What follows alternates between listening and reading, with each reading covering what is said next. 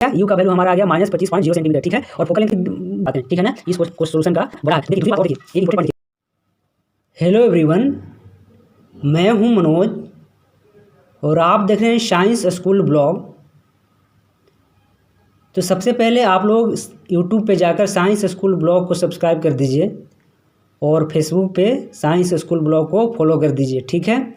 तो चलिए आज हम आपके लिए लाए हैं अवतल दर्पण के ऊपर न्यूमेरिकल, और एक बहुत ही शानदार न्यूमेरिकल है, यानी कि हम कनकेव मिरर के ऊपर न्यूमेरिकल लेकर आए हैं। और देखिए एक जो प्रश्न है, क्वेश्चन है, एनसीईआरटी का है, 10th क्लास का, ठीक है। तो चलिए आगे बढ़ते हैं। सबसे पहले क्वेश्चन को हम लोग पढ़ते हैं, जो गिवन है क्वेश्चन में उसको हम लोग रीड करते हैं। तो देखिए क्वेश्चन में क्या क्या गिवन है कि एक कनकेव मिरर है, एक कनकेव मिरर है जो कि आप फिगर में देख पा रहे होंगे, यानी कि अवतल दर्पण है, ठीक है। तो देखिए उसका जो ऑब्जेक्ट डिस्टेंस है, यानी कि ऑब्जेक्ट का दूरी है, वस्तु का दूरी है, वो 25.0 सेंटीमीटर है, यानी कि 25 सेंटीमीटर है। देखिए एक बात ध्यान सुनिएगा कि जिस फॉर्म में दिया हो ना, जिस फॉर्म में हमारा लिखा हुआ है क्वेश्चन, उसी फॉर्म में लिखना है उसको, है ना। जैसे कि 25.0 सेंटीमीटर दिया है तो आपको 25.0 सेंटीमीटर ही लिखना है, ठीक है, 25 नहीं लिखना है, ठीक है। इससे आसानी आपको सोल्व करने में होगा, ठीक है ना। तो इसका मतलब क्या हो गया कि u इक्वल टू -25.0 सेंटीमीटर हुआ, ठीक है। तो माइनस क्यों हुआ? क्योंकि कनकेव मिरर का देखिए इस साइड क्या होता है, हमेशा निगेटिव होता है, इस चलते u का वैल्यू हमेशा कनकेव मिरर में निगेटिव हुआ, ठीक है। देखिए जो फोकल लेंथ है, जो फोकल लेंथ यानी कि P से लेकर F तक की दूरी कितना दे रखा है? 15 सेंटीमीटर। कितना दे रखा है? 15.0 दे रखा है, 15.0 सेंटीमीटर, ठीक है ना। यानी कि इसको अच्छे से लिख देते हैं, कितना दे रखा है? 15.0 सेंटीमीटर। तो देखिए 15.0 सेंटीमीटर, तो फोकल लेंथ क्या हो जाएगा? -15.0 हो जाएगा। क्या हो जाएगा? -15.0 सेंटीमीटर, ठीक है। देखिए 15 सेंटीमीटर और 15.0 सेंटीमीटर दोनों एक ही है, लेकिन जिस फॉर्म में दे रखा है उसी फॉर्म में लिखना है, ठीक है। तो एफ का वैल्यू क्या हो जाएगा? -15 सेंटीमीटर। माइनस क्यों हुआ? क्योंकि फोकल लेंथ हमेशा क्या होता है? निगेटिव होता है। किसका? कनकेव मिरर का, ठीक है। अब कह रहा है कि हम लोग को क्या निकालना है? इमेज डिस्टेंस निकालना है ना, और क्या निकालना है कि नेचर कैसा है, साइज ऑफ इमेज, जो इमेज बनेगा ऑब्जेक्ट का वो उसका साइज कितना होगा। और देखिए ऑब्जेक्ट का साइज कितना दे रखा है? 4.0 सेंटीमीटर, 4.0 सेंटीमीटर। चलिए आगे हम आपको एक्सप्लेन करेंगे, ठीक है। तो देखिए अब हम आते हैं, देखिए एक बहुत ही शानदार सॉल्यूशन हमने बनाया इसका। देखिए तो u का वैल्यू हमारा क्या आ गया? u का वैल्यू हमारा आ गया -25.0 सेंटीमीटर, ठीक है। और फोकल लेंथ की वैल्यू कितना आ गया? तो फोकल लेंथ की वैल्यू आ गया -15.0 सेंटीमीटर। कितना आ गया? -15.0 सेंटीमीटर, ठीक है। तो देखिए पी एफ की वैल्यू कितना हो जाएगा? पी एफ यही होगा ना, यहाँ पी है, देख रहा है ना, पोल है। तो पी से लेकर एफ तक की दूरी क्या हो जाएगा? पी एफ फोकल लेंथ की दूरी क्या हो जाएगा? तो ये हमारा हो जाएगा 15 सेंटीमीटर। और देखिए जो पी एफ है, पी से लेकर एफ, तो पी एफ एक्चुअली में नहीं है, पी सी होगा यहाँ पे, पी सी, यानी कि पोल से लेकर सेंटर तक की दूरी क्या हो जाएगा? 2 टाइम्स होता है फोकल लेंथ का, ठीक है ना। तो 30 सेंटीमीटर हो जाएगा। तो देखिए इसका मतलब कि हम लोग निकाल चुके हैं कि फोकल लेंथ कितना है हमारा? -15.0 सेंटीमीटर, ठीक है। अब देखिए अब हम लोग क्या निकालना है? और देखिए जो क्वेश्चन में एच है, यानी कि ऑब्जेक्ट का हाइट कितना डिस्टेंस दे रखा है? 4.0 सेंटीमीटर। यानी कि जो एच है, तो एच का वैल्यू कितना दे रखा है? एच का वैल्यू दे रखा है यहाँ पे 4.0 सेंटीमीटर, ठीक है। अब हम लोग मिरर फार्मूला लगाते हैं। क्या लगाते हैं? Mirror formula. तो मिरर फार्मूला क्या होता है? 1/v + 1/u = 1/f। तो देखिए जो दे रखा है वैसे ही पुट कर दीजिए। तो 1/v, v का वैल्यू निकालना है, प्लस u का वैल्यू कितना है? -25.0 सेंटीमीटर, और f का वैल्यू कितना है? -15 सेंटीमीटर। तो 1/-1/15 सेंटीमीटर, ठीक है। अब देखिए अब इस वाला वैल्यू को, जो निगेटिव वाला वैल्यू है, राइट साइड में ले जाएंगे तो पॉजिटिव हो जाएगा। तो इधर आएगा तो क्या हो जाएगा? ये वाला 25 वाला पॉजिटिव हो गया, और पहले से ये वाला तो निगेटिव है ही, ठीक है।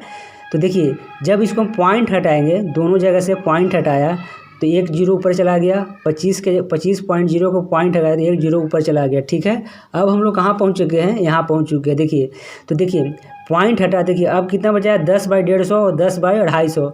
तो एक जीरो से एक जीरो अगर कट जाएगा तो ये कितना बचेगा 1/25, और एक जीरो से एक जीरो कट जाएगा तो -1/15 बचेगा। देखिए इसको आसानी से सोल्व करने के लिए हम लोग क्या करते हैं कि हम लोग एक ऐसा नंबर से मल्टीप्लाई करते हैं दोनों तरफ, LHS और RHS, ताकि ये दोनों नंबर से कट जाए।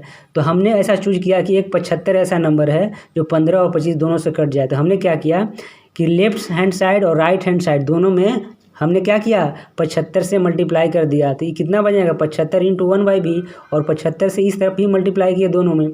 तो देखिए अगर 75 से इस तरफ ही मल्टीप्लाई करेंगे दोनों में तो 75 × -1/15 है ना, प्लस 75 × 1/25। तो देखिए अगर काटें तो 25 से 75 3 बार में कट जाएगा, और यहाँ 15 से 75 कितना बार में कट जाएगा 5 बार में कट जाएगा। तो देखिए अगर 5 बार में कटता है, अगर 5 बार में कटता है, इसको ध्यान नहीं दीजिएगा, ये अलग साधा। ठीक है, तो अगर एक का के 5 बार में कटा तो इधर माइनस पहले से है तो -5 हो गया, और ये 3 बार में कटा था तो +3 हो गया। तो इसका मतलब कि 75/b = क्या आ गया -2। ध्यान रखिएगा 75/b = -2 आ चुका है हमारा, यानी कि 75/b = -2 आ चुका है। ठीक है, तो देखिए हमें भी निकालना है ना, तो 75 को -2 से डिवाइड कर देंगे तो कितना आ जाएगा हमारा, यानी कि -37.5 सेंटीमीटर। यानी कि हमारा क्या है इमेज का डिस्टेंस कितना आ चुका है -37.5 सेंटीमीटर। देखिए भी का वैल्यू निगेटिव है, भी का वैल्यू निगेटिव है। इसका मतलब हुआ कि जिस तरफ ऑब्जेक्ट है उसी तरफ क्या बन रहा है इमेज बन रहा है, लेकिन 37.5 है ना, तो उससे आगे बन रहा है किससे ऑब्जेक्ट डिस्टेंस से। ठीक है, तो इस चलते हमारा इमेज कैसा हो जाएगा रियल एंड इन्वर्टेड। रियल क्यों हुआ, क्योंकि मिरर के सेम साइड बना, यानी कि जिस तरफ ऑब्जेक्ट था उसी तरफ हमारा इमेज बना।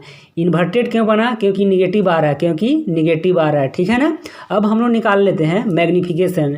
क्या निकाल लेते हैं मैग्नीफिकेशन। तो मैग्नीफिकेशन इक्वल टू क्या होता है -v/u, माइनस पहले से है और v के जगह कितना है हमारा -37.5, और डिवाइड में -25.0 सेंटीमीटर। u का वैल्यू कितना आया था -25.0 सेंटीमीटर। देखिए माइनस से माइनस कट जाएगा तो ऊपर एक माइनस बचेगा। ठीक है, अब देखिए पॉइंट हटा दीजिए, एक पॉइंट से एक पॉइंट काट दीजिए तो कितना बचेगा 375 ऊपर बचेगा और 250 नीचे बचेगा।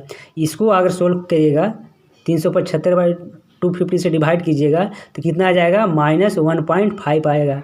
तो यानी कि हमारा क्या आ गया मैग्नीफिकेशन के वैल्यू -1.5 आ गया। ठीक है, मैग्नीफिकेशन का वैल्यू कितना आ गया -1.5 आ गया। ठीक है ना, देखिए अब लिखते हैं मैग्नीफिकेशन का क्या क्या फार्मूला होता है। एक होता है -v/u और एक होता है h'/h। h' क्या है इमेज का हाइट है और h का ऑब्जेक्ट का हाइट है। तो हमें क्या निकालना है, हमें निकालना है इमेज का हाइट। ऑब्जेक्ट का तो हाइट दे रखा है 4.0 सेंटीमीटर है ना।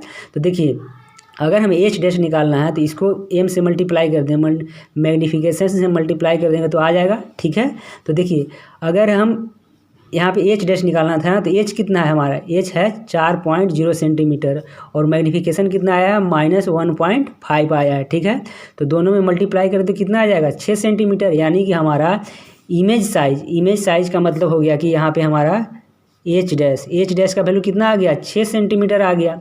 तो देखिए ध्यान से सुनिएगा एक बार, देखिए इस फिगर में देखिए हमारा h' की वैल्यू कितना आ गया, h' का वैल्यू आ गया 6.0 सेंटीमीटर। एच का वैल्यू कितना था, यानी कि ऑब्जेक्ट का हाइट कितना था 4.0 सेंटीमीटर। देखिए भी का वैल्यू कितना आ गया, यानी कि इमेज कितना दूरी पे बन रहा है -37.0 सेंटीमीटर। चलिए अब आपको हम फिल करवाते हैं, बिल्कुल एक शानदार तरीके से आपको फिलिंग करवाते हैं। ठीक है ना, इस सोल्यूशन का फिलिंग करवाते हैं। देखिए अब चलते हैं उसी इमेज पे जो हमने ड्रा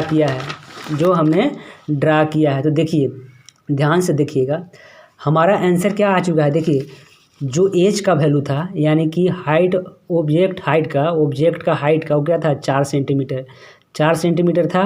और क्या हमारा एच भी का कितना आया था, भी यानी कि इमेज का दूरी कितना आया था, -37.0 सेंटीमीटर। और एच डैश की वैल्यू कितना आया, 6.0 सेंटीमीटर। इसका मतलब हुआ कि देखिए जो ऑब्जेक्ट का जो हाइट है वो किस इमेज की हाइट से छोटा है। दूसरी भाषा में क्या बोले कि जो हमारा इमेज का जो हाइट है वो किसका, ऑब्जेक्ट का हाइट से बड़ा है ना, बड़ा है। तो देखिए दूसरी बात और देखिए, एक इम्पोर्टेंट पॉइंट देखिएगा कि देखिए जो हमारा सी से लेकर पी तक की दूरी था 30 सेंटीमीटर है, 30 सेंटीमीटर है ना। और देखिए जो हमारा ऑब्जेक्ट रखा था वो 25 सेंटीमीटर की दूरी पर रखा था। तो इसका मतलब क्या हुआ कि कहीं ना कहीं हमारा सी और एफ के बीच में रखा हुआ सी और एफ के बीच में हमारा जो ऑब्जेक्ट होगा वो रखा होगा। तो हम लोग जानते थे कि जब हम लोग सी सेंटर और फोकस के बीच में हम ऑब्जेक्ट को रखते थे तो हमारा इमेज कहाँ बनता था, सेंटर के बियॉन्ड बनता था, है ना, सेंटर से पहले बनता था और बड़ा बनता था।